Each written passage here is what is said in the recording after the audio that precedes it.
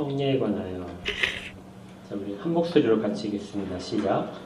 우리는 은혜로우신 우리 하나님께서 우리의 무감각함과 연약함을 돌아보셔서 그분의 약속들을 우리에게 인치시고 우리를 향한 그분의 선하신 뜻과 은혜의 증표들로 삼으시고 성례를 제정하셨음을 믿습니다. 그렇게 하신 것을 우리의 믿음이 지속되고 양육을 받게 하시기 위함이었습니다. 하나님께서는 이 성례를 복음의 말씀에 덧붙여 주셨는데 그렇게 하심으로써 그분의 말씀으로 우리에게 더하시고 우리 마음 가운데서 내적으로 행하신 일들을 우리의 외적 감각에 더 잘 나타내시려 하신 것입니다. 이렇게 하여 그분은 우리에게 베푸신 구원을 우리에게 확증하십니다. 성례는 보이지 않는 내면적인 어떤 것에 대한 보이는 표와 인이며 이 수단을 통하여 하나님께서는 성령의 능력으로 우리 안에서 역사하십니다. 그러므로 표들은 공하거나 무의미한 것이 아니며 따라서 우리를 속이는 것도 아닙니다. 왜냐하면 성례가 나타나는 진리는 바로 예수 그리스도이시고 그분을 떠나서는 성례가 아무것도 아니기 때문입니다. 이와 더불어 우리는 우리 주 예수께서 우리를 위해 제정하신 성례가 두 가지라는 사실에 만족합니다. 이 두 가지 성례는 세례와 성찬입니다. 33항, 34, 35항까지가 성례에 대한 내용입니다. 앞에 부분에 교회에 대한 내용들을 했고 이제 성례에 대한 내용이 이제 세 주에 걸쳐서 나올 것입니다. 그 중에서 33항은 성례에 대한 일반적인 개요처럼 되어 있는 부분이고요. 그 다음에 34항이 세례, 35항이 성찬에 관해서 구체적으로 이야기합니다. 먼저 첫 줄에 있는 것처럼요. 세 번째 줄에 있군요. 우리는 은혜로우신 우리 하나님께서 그 다음에 세 번째 줄에 가게 되면 성례를 제정하셨음을 믿습니다. 이렇게 되어 있습니다. 그러니까 성례는 어떤 그 인간적인 필요 때문에 만들어진 제도가 아니고 또 교회가 어떤 덕을 끼치기 위해서 만들어진 제도도 아니고 하나님께서 직접 제정하신 것이다 하는 부분을 가장 먼저 이야기하죠. 그래서 성례는 해도 되고 안 해도 되고 어떤 선택의 문제가 아니라 반드시 실행을 해야 되는 것입니다. 예를 들어 세례를 우리가 전에 살펴볼 때 그리스도인의 할례다 이런 표현이 있었죠. 그러면 이제 할례를 한번 생각해 보면은 할례를 행하지 않았기 때문에 죽을 뻔한 일이 있었죠. 모세가 이제 그 자녀들을 이끌고 이제 올 때 애굽으로 돌아올 때 그때 이제 하나님께서 그 길 중에서 모세를 만나십니다. 출애굽기 4장에 있는 내용인데요. 그리고 갑자기 모세를 죽이려고 하셨죠. 그리고 이제 거기에 대한 벗어나는 걸로써 이제 할례의 남편이다. 이렇게 해서 할례를 행해서 자식의 할례를 행해서 그 위기를 벗어난 것을 보게 됩니다. 할례를 행하지 않았기 때문에 자식의 할례를 행하지 않아서 모세가 죽임을 당하는 사건은 할례가 해도 되고 안 해도 되는 것이 아니라 반드시 해야 되는 것으로 그렇게 여겨집니다. 그렇다면 그 할례와 연결지어서 세례를 이야기할 때 세례도 비슷하게 우리가 반드시 꼭 해야 되는 것이다. 이렇게 이해할 수 있습니다. 그러면 심각한 그렇게 받아들여야 될 문제죠. 그러면 이제 왜 이 성례라는 것을 우리에게 주셨는가? 이 성례는 은혜의 방편으로서도 작동을 하고 또 참 교회의 표지로서도 나타납니다. 그러니까 성례는 굉장히 많은 유익들과 그다음에 증거하는 것들이 많아요. 우리가 그 참 교회의 표지 살펴봤을 때 첫 번째가 말씀에 대한 복음의 순수한 선포죠. 두 번째가 그리스도께서 제정하신 성례의 순수한 집행이죠. 시행입니다. 세 번째가 칠입니다. 교회의 잘못된 것들을 바로잡기 위해서 실시되는 칠이 이렇게 돼 있죠. 그래서 참 교회를 결정할 때 있어서 성례가 과연 그리스도께서 제정하신 대로 그대로 시행되고 있느냐. 이 부분이 아주 중요하게 한 조항으로 있습니다. 그렇다면 이 왜 말씀만으로 충분해야 될 일들을 성례를 주께서는 하라고 이렇게 명령하셨을까요? 우리는 말씀이 최고의 가치를 가진 것을 항상 기억을 합니다. 그래서 오직 성경이라는 것을 하죠. 근데 오직 성경이 있는데도 불구하고 왜 성례를 행해야 되는가? 이런 부분이 있는 거죠. 사람은 가장 좋은 것은 하나님을 직접 만나는 겁니다.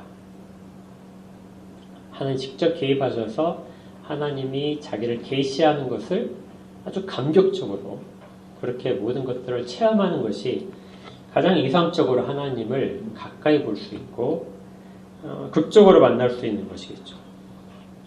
그런데 이렇게 하고 살아남는다는 것은 불가능합니다.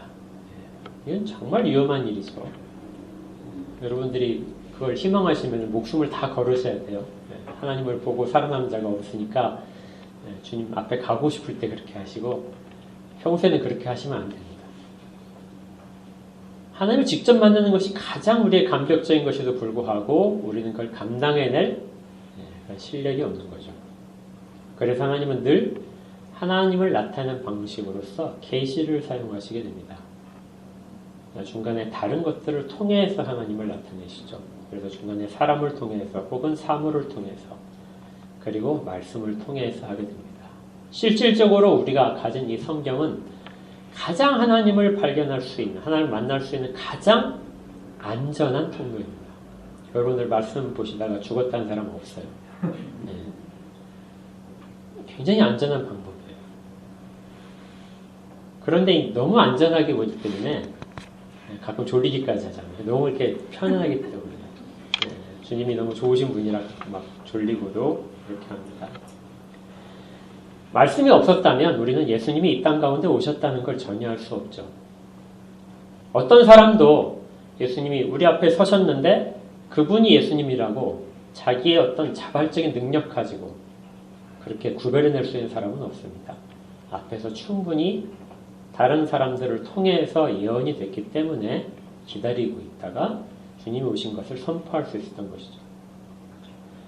말씀하지 않고는 시행하시지 않으십니다. 그것이 우리 가운데 가장 완벽하고 완전한 방법이기 때문에 그래요. 자, 그럼 이제 다시 처음으로 돌아가세요. 그러면 그렇게 말씀하시면 다 되는 것인데 왜 성례가 필요할까요? 여기에 대해서 정말 아주 적절하게 그 이유를 설명해 준 것이요. 첫 번째 줄에 보시면 나와 있습니다. 첫 번째 줄에 나와 있는 것이 우리는 은혜로우신 우리 하나님께서 우리의 무감각함과 연약함을 돌아보셔서 뭐 때문에 성례가 주어졌다고요? 우리의 무감각함과 연약함입니다. 여러분들 이게 막 손을 꼬집으면 아프죠. 근데 안 아픈 사람이 있어요. 그런 사람을 뭐라고 그래요? 무감각하다. 옆에서 좀 상처를 줬는데 아무렇지도 않은 듯한 사람이 있어요. 무신경하다. 우리 다 이렇게 예민하다고 생각을 하는데 그런데 이 신앙고백서에서 우리는 그렇지 않다. 우리는 매우 무감각한 존재들이다. 이거 다른 이제 번역서를 보니까 우둔하다 이렇게 돼 있어요. 멍청하다는 뜻입니다. 얼마나 멍청한지 옆에서 막 건드려도 모를 정도로 그 정도로 무감각한 사람들이다. 그래서 그들이 깨닫지 못하기 때문에 정말 체험하지 못하기 때문에 성례를 주셨다. 그런데 그 성례를 주신 것이 은혜로운 것이다. 그러니까 하나님은 사람에게 온갖 방법을 다 사용하신다는 겁니다. 말씀을 주셨는데 말씀을 듣고 깨닫는 사람이 있는 반면에 또 말씀을 듣고도 깨닫지 못하는 사람이 있어요. 책으로 된 성경책을 주었음에도 불구하고 성경책을 읽을 수 없는 사람도 있고 읽으면 그냥 편안한 상태로 가는 사람도 있습니다. 설교를 통해서도 설교자의 목소리가 딱 들릴 때마다 포근해 해가지고 그렇게 이제 정말 평안을 누리시는 분들도 있을 수 있어요. 이게 쉬운 게 아닙니다. 그런데 그런 무감각한 사람들, 그리고 연약한 사람들을 위해서 하나님께서, 은혜로우신 하나님께서 다른 방법을 사용하신다는 것이죠. 그것이 바로 시청각 교육입니다. 우리 눈으로 만지고, 그 다음에 보고, 냄새 맡고, 몸으로 부대끼는 이러한 모든 것들을 통해서 하나님은 말씀 속에 담겨 있는 것을 체험케 하시는 것이죠. 우리가 육체를 가진 모든 인간들은 이것이 필요합니다. 그러니까 정말 말씀을 깨닫는 것은 아주 고차원적인 거예요. 정말 쉽지 않습니다.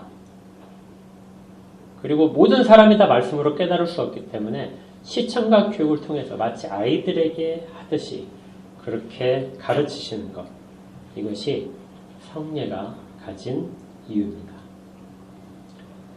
칼빈도 이 부분에 있어서 이렇게 이야기한 적이 있어요. 하나님께서 성례를 말씀에 첨가하신 것은, 그러니까 말씀만으로 충분한데 거기에 첨가를 하셨다. 그것은 우리의 연약함을 도와주시기 위해서다. 또 동일하게 로마서에서 바울 사도께서는 이렇게 말씀하세요. 우리의 연약함이 얼마나 심각한지, 만일 우리가 보지 못하는 것을 바라면 참음으로 기다릴지니라. 이와 같이 성령도 우리의 연약함을 도우시나니 우리는 마땅히 기도할 바를 알지 못하나 오직 성령이 말할 수 없는 탄식으로 우리를 위하여 친히 간구하시느니라. 그러니까 우리가 무엇을 기도하는지도 잘 모르고 무엇을 기도해야만 되는지도 잘 모르는데 성령께서 우리 연약함을 아셔서 우리를 위하여 친히 간구하신다는 그런 증언을 합니다. 그러니까 우리는 매우 연약한 존재라는 것이죠. 구원받았는데 구원받은 걸 잘 몰라요. 성령을 받았는데 성령 받은 걸 잘 모릅니다. 우리의 막 안에를 한번 뒤져보시고 우리의 머리 끝에서 한번 스캔을 쭉 해보세요. 거기에 성령이 딱 걸리는지. 걸려요? 잘 못 찾죠? 예. 여러분들 그리스도의 사람으로 인이 쳐졌어요. 그러면 그 낙인이, 그리스도라는 낙인이 여러분 어디에 찍혀 있습니까? 옆 사람을 보세요. 낙인 다 찍혀 있는지. 안 보이잖아요. 보여요? 네. 그 믿음으로 눈으로 이렇게 보시면은 특별히 보이는 사람이 있어요. 네. 아까 우리 오전에 설교했듯이 성령이 그 가운데 머리 위에 머무르신 거, 이거 볼 수 있는 사람이 분명히 있을 겁니다. 네. 가시적인 것들을 항상 사용을 하시니까요. 그러나 대부분의 사람들은 그렇게 가시적인 것들을 체험하지 못해요. 그럼에도 불구하고 하나님께서는 우리가 그것들을 알 수 있는 것으로 시청각 교육을 늘 하고 계신다는 것이죠. 우리의 연약함이라고 합니다. 우리의 연약함은 늘 표식이 필요하고 우리가 받은 것들에 대한 외부적인 인침이, 도장을 비춰있는 표식이 필요하다는 것이죠. 그래서 이것이 언제나 늘 우리 가운데 있었습니다. 구약시대에도 표지가 늘 있었죠. 언약이 있다면 언약은 늘 표지를 통해서 그것들이 있다는 것을 확인하는 작업들을 해야 됐습니다. 무지개가 무엇을 뜻하죠? 다시는 물로 심판하시지 않으겠다. 그게 언약이거든요. 하나님이 하신 언약인데 그 언약에 대한 표지로서 무지개를 걸어놓으시는 거죠. 할례도 마찬가지입니다.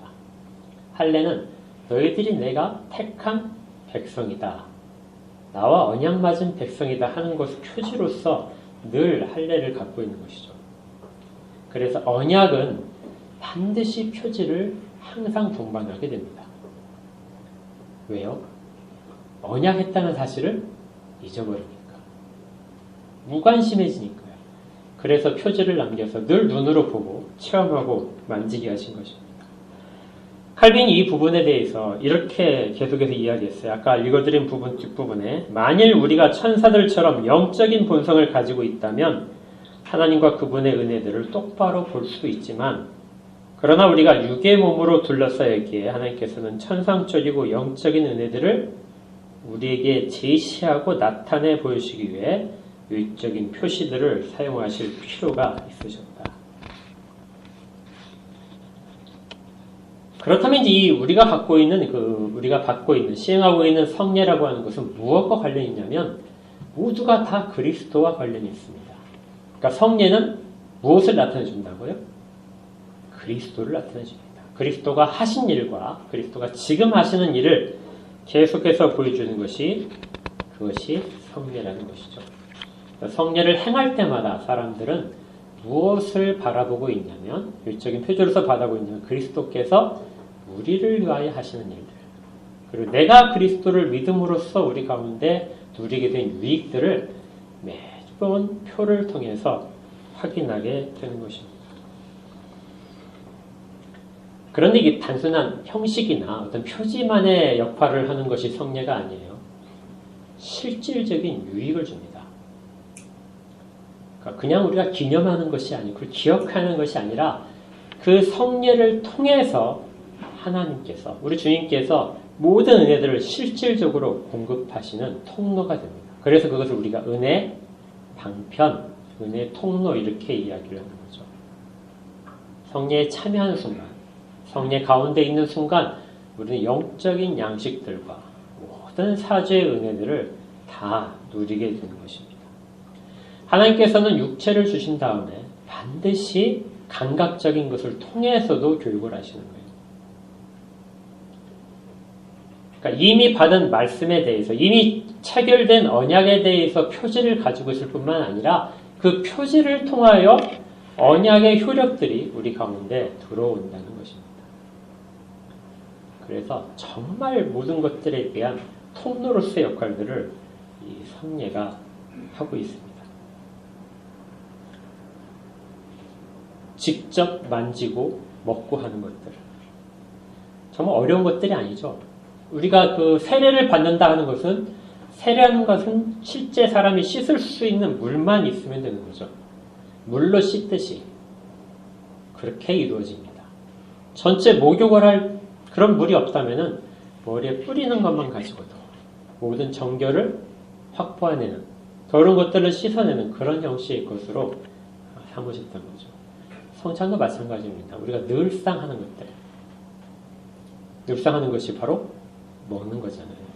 그러니까 먹는 형식을 통해서 우리 가운데 그리스도께서 하신 일들과 영적인 유익들을 누리게 만드신 것이죠.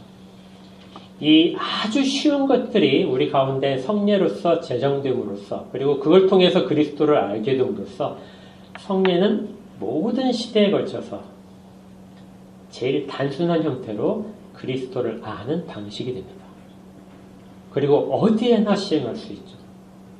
이 세상에 물이 있는 곳이라면 어디나 세례를 줄 수 있습니다. 이 세상에 먹고 사는 일들을 할 때 어디나 먹고 살죠. 그 할 때 다 성찬을 할 수 있는 거죠.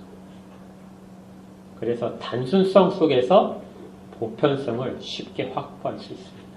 그리고 시대를 거치지 않아도 모든 시대마다 동일하게 시행할 수가 있죠. 성례는 교회를 하나로 만드는 데 있어서 아주 중요한 역할을 합니다.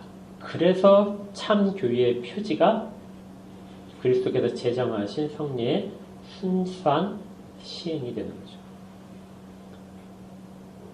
정말 많은 것들을 담고 있는 것이 이 성례입니다. 그런데 이 성례는 반드시 다시금 말씀과 언제나 늘 함께 하도록 되어 있어요. 관계가 말씀이 주어지고 언약이 주어지고 나서 그 표지로서 성례가 집행되면 그 말씀을 기억하는데요. 반대로 성례를 집행하면서부터 사람들에게 그것이 무엇인지에 대한 설명이 같이 동반되어야 되는 것입니다. 그래서 성례는 무엇과 항상 같이 시행되어야 돼요? 말씀을 통해서 말씀과 항상 같이 시행되도록 되어 있습니다. 그 출애굽 당시에 보게 되면요. 출애굽기 12장에 6월절에 대한 하나님의 구하신 언약에 대한 표지가 나와 있습니다. 이렇게 되어 있어요. 출애굽을 하기 전에 하나님께서 명령을 하셨죠. 출애굽 12장에서 어린 양을 하나 잡아라. 그리고 어린 양을 잡아서 피를 문설주에 바르고 아침이 될 때까지 한 사람도 그 집 문 밖으로 나오지 말아라. 피로 보호되는 집 밖으로 나오지 말아라. 그리고 24절에 이렇게 되어 있습니다. 너희는 이 일을 규례로 삼아서 너희와 너희 자손이 영원히 지킬 것이다. 너희는 여호와께서 허락하신 대로 너희에게 주시는 땅에 이를 때에 이 예식을 지킬 것이다. 유월절을 가나안 땅에 들어가거든 지켜라. 이렇게 되어 있습니다. 그 다음에 26절에 이렇게 되어 있어요. 이후에 너희의 자녀가 묻기를 이 예식이 무슨 뜻이냐 하거든 너희는 이르기를 이는 여호와의 유월절 제사라. 여호와께서 애굽 사람에게 재앙을 내리실 때 애굽에 있는 이스라엘 자손의 집을 넘어사 우리의 집을 구원하셨느니라 하라. 그러니까 표지는 우리가 그걸 집행하고 그걸 지키는 거에 그치지 않고 다음 세대 아직 그것을 받지 못한 다른 사람들에게 그 표지에 대한 것들을 가르치도록 하는 방편이 된다는 것이죠. 세례를 아직 받지 못한 사람이 있다면 세례를 받고 시행하고 하는 것을 보면서 세례에 대한 소망이 깃들게 된다는 것입니다. 성찬에 참여하지 못하는 사람들은 성찬의 의미를 알게 되면 그것을 반드시 참여하고 싶겠죠. 얼마나 그것이 영적으로 유익을 주는 줄 알고 있다면 그것을 허투루 시행을 기피한다든지 성례가 필요 없다는 말들은 하지 않을 겁니다. 성례는 그래서 늘 설명과 함께 됩니다. 단순히 떡과 포도주를 먹고 마시는 것, 그 다음 머리 위에 물을 뿌리는 것에 그치지 않고 그리스도께서 너를 위해서, 우리를 위해서 어떤 일들을 하셨는가, 그리고 지금 하나님 우편에서 어떤 일들을 하고 계시는가, 그분과 우리가 연결되는, 가시적인 연결되는 그 방식으로서 성찬이 집행되고 있다. 이런 것까지를 설명해 줌으로써 비로소 영적인 유익이 성례를 통해서 우리 가운데 흘러 들어오게 되는 겁니다. 그리고 우리는 그것들을 행함으로써 우리가 참 교회 안에 있다는 것을 비로소 알게 되는 것이죠.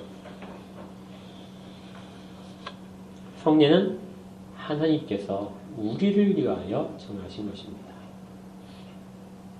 은혜로우신 하나님이 우리의 연약함 때문에, 우리의 무감각함 때문에, 그래서 성례를 바르게 참여하는 방법은 아주 간단합니다.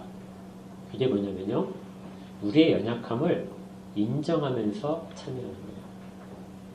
나는 정말 연약해서 말씀만 가지고 다 깨닫지 못합니다. 나는 정말 연약해서 성령이 내 가운데 임하셨는데도 불구하고 전혀 깨닫지 못합니다. 나는 영적인 양식을 공급받아서 그 생명으로 살아가고 있음에도 불구하고 아무것도 깨닫지 못합니다. 그래서 그런 연약함과 무감각함을 인정하면서 성례에 참여하는 거죠. 이걸 통해서 내가 알지 못하는 것들에 대한 확실한 확증을 주시옵소서. 그리고 우리는 그걸 통해서 우리가 이미 받았다는 것을 스스로 확증하게 되는 것이죠.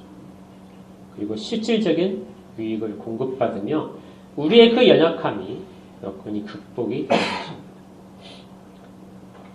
우리가 이런 것들을 늘 사모해야 됩니다. 우리 다음 주에 성찬을 하실 텐데요. 성찬의 의미도 이렇게 사모하는 마음으로, 그리고 연약함을 인정하는 마음 속에서 준비하시고 같이 참여하신다면 정말 참 교회의 모습이 우리 각자를 통해서, 그리고 이걸 시행하는 교회를 통해서 잘 드러날 것입니다. 그리고 우리 후대에게도 정말 그리스도에 대해서 보이는 것과 말씀을 통해서 다 잘 가르치고 전할 수 있을 것입니다. 우리 교회 가운데 이런 유익이 넘치기를 주의 이름으로 축복합니다. 기도하겠습니다. 하나님, 무엇보다도 저희의 모든 것들 하나님을 나타내시기 위해, 그리고 영적으로 우리에게 유익한 것들을 주시기 위해 온갖 방법들을 다 사용하시는 하나님의 그 은혜로우심을 오늘도 살펴봅니다. 그리고 그 가운데 우리에게 주신 것이 성례이고 오직 단 2개만을 주신 이유다. 우리를 하여금 너무나 보이는 것들에 매이지 않도록 말씀을 통하여 주께 더 가까이 가는 방편을 사용하도록 그렇게 해주셨음을 깨닫습니다.